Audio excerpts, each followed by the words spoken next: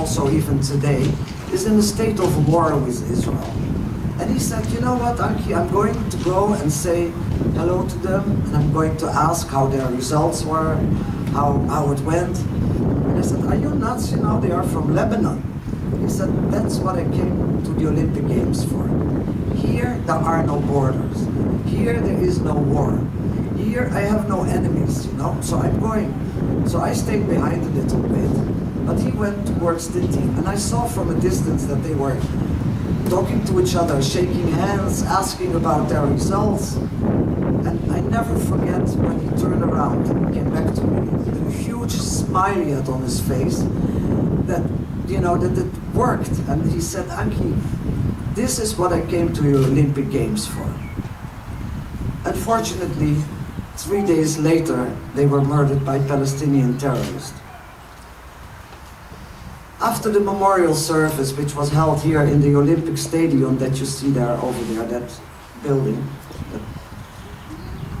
after we had the memorial there, I went to my husband's room, because in his room, that's where all the 11 athletes were held hostage during the whole day. It was in his room, in one of the buildings there.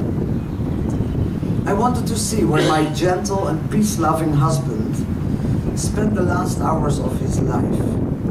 The chaos in the room is hard to describe. 2 of the Israelis were murdered there, and the rest were tortured.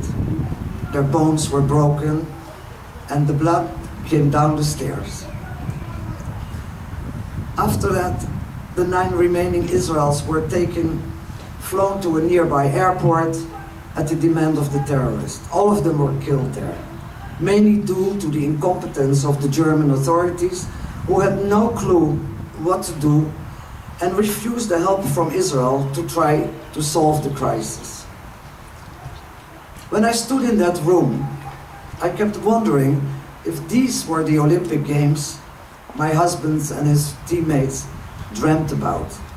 Was this the festival of peace and brotherhood that they wanted to be part of?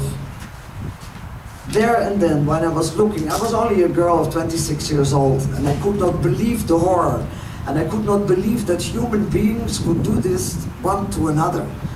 And there I said to myself, I will never stop reminding the world of what happened there. Because if you forget history, you are bound to repeat it. And for the past 45 years, we, the families, we walked a very long and lonesome road, seeking justice and recognition for our loved ones. The Munich Massacre was the darkest day in Olympic history, a shocking act of evil. I expected the games to stop. I expected the world to stop when it happened, and that the world would cry out against terrorism. But nothing happened.